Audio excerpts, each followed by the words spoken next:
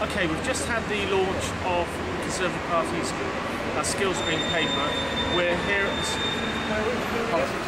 at Policy Exchange, and I've got with me John Hayes, who was really the architect of putting this green paper together.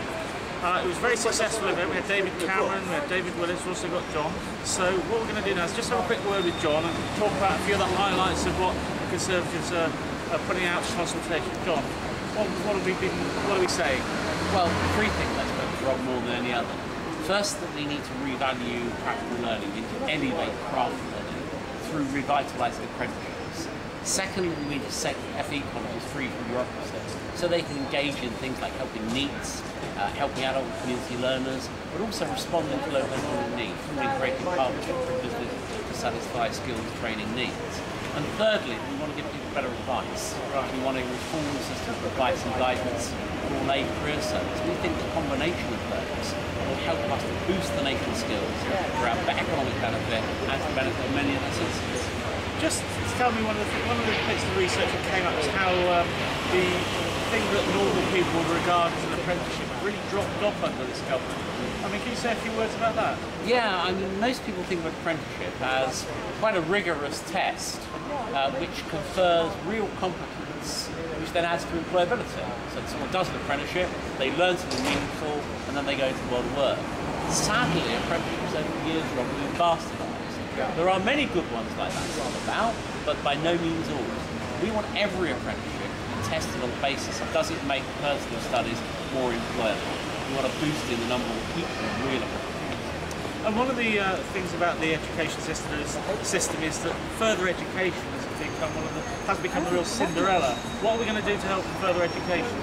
Well, further education colleges are micromanaged. They are bureaucratically driven by target-obsessed government.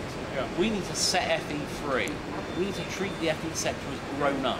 The teachers and learners there deserve nothing less. So it's about independent freestanding colleges with a much slimmer, less bureaucratic system for funding and management. And I think then that FE colleges will flower.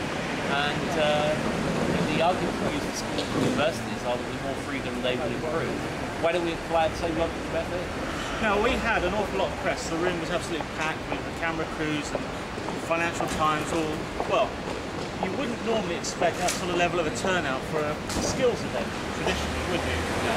So, I mean, how do you think they're going to report that in tomorrow's newspapers and on the lunchtime news and the evening news? Well, skills doesn't get the news it deserves, and millions of people go to FE colleges, thousands of people train in vocational subjects every month, every year in this country. But somehow, you're right, it's regarded as something of secret, isn't it? It's kind of the nation's secret skills. Yeah.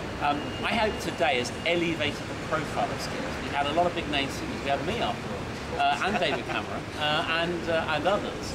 And I'm hoping that the emphasis we placed on this, the work we've done in preparation, the relationship with the sector, will drive this up the news agenda. And my challenge, actually, Rob, is to the journalists and the broadcasters and so on to give this subject the credit that it warrants, the emphasis it deserves. Great, okay, well, we're now going to go and have some lunch or do something even more interesting than we've just done, so we'll see you later.